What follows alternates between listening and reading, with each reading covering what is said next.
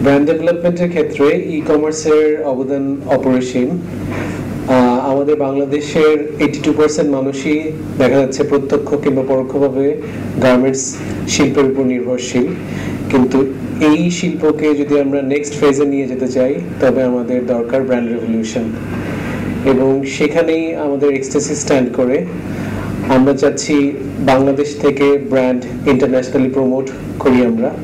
আমরা সিএম নিয়ে শুধু সিএম কাট মেক যেটা আমরা পাচ্ছি বাইরের কাছ থেকে সেটা না নিয়ে যদি আমরা আমাদের ওন প্রোডাক্ট ডিজাইন করে বাইরে এক্সপোর্ট করতে পারি তাহলে ফরেন কারেন্সি আর্নিং আরো অনেক বেড়ে যাবে।